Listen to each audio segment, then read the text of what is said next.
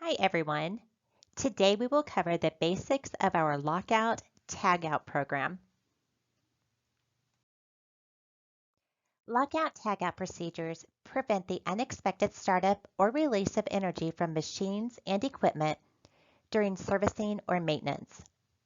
Employees face severe injuries such as amputations, fractures, or even death if this hazardous energy is not controlled. Not only are procedures essential for employee safety, they are required. Lockout Tagout is one of the top 10 most frequently cited standards by OSHA during worksite inspections.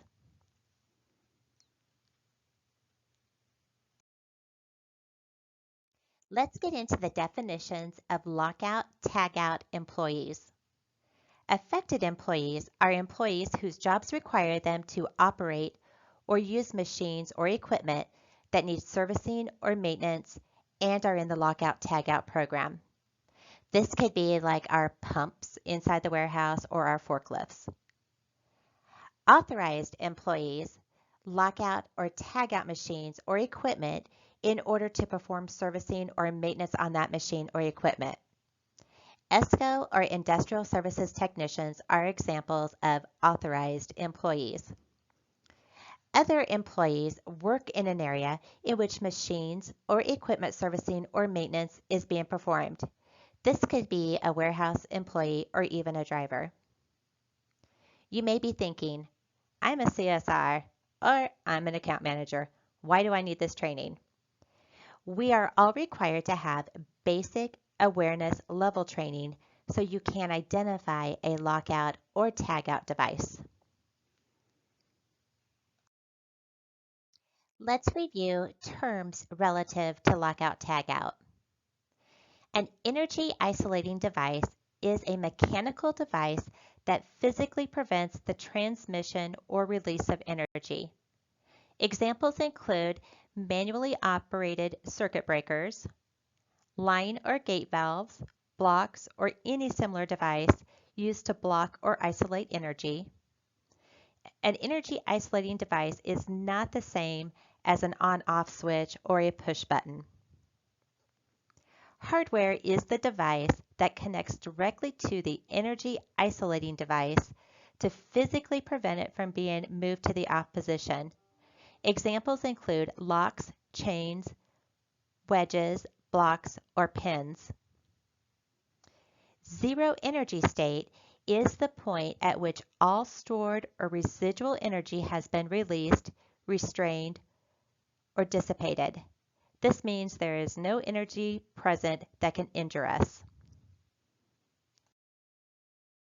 Electrical energy is the most common energy type and originates from generated electrical power, static electricity sources, and electrical storage devices such as batteries.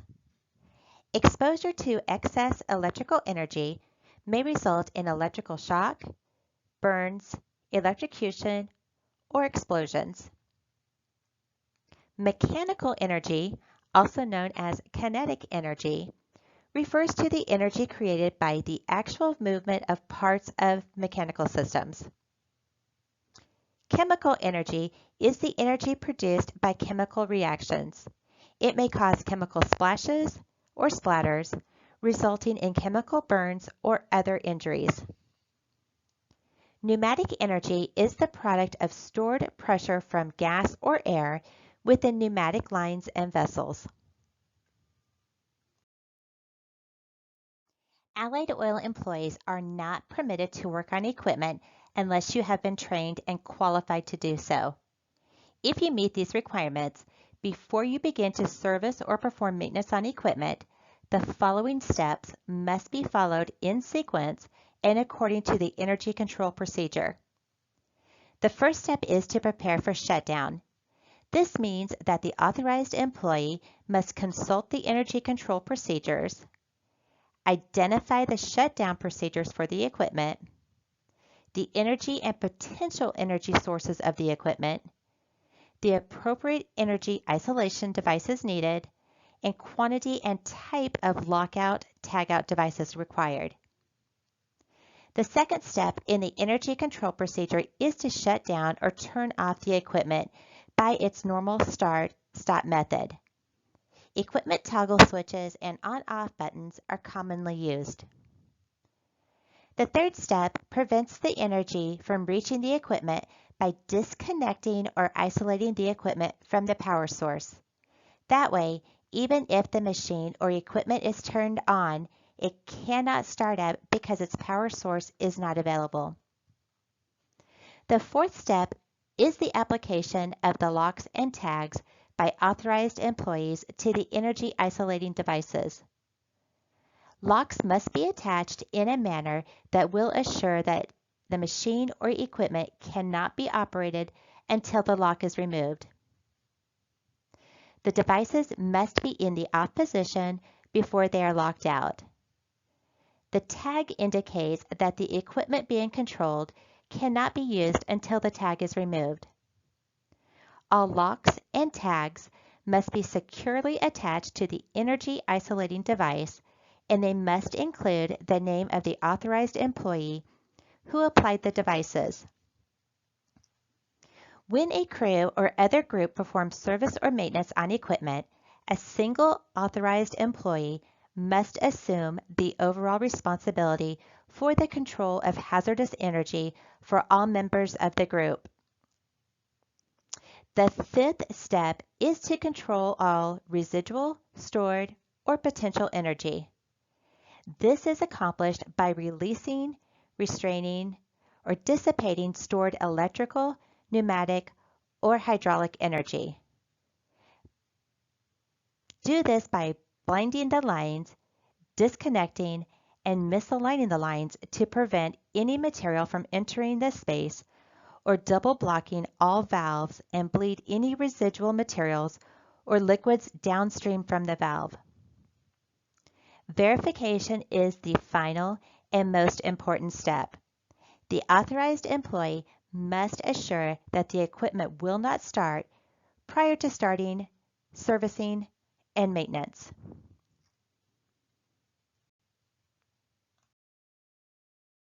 With the lockout devices securely in place and all power turned off, do a final check.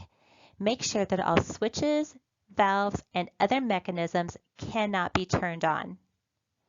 Activate equipment control switches and levers and depress start buttons to assure power is isolated and that the equipment does not start up. Return switches, levers, and buttons to the off position and use a meter to assure that electrical energy is not present. Only the authorized employee who placed the lock or tag is authorized to remove it once work is complete.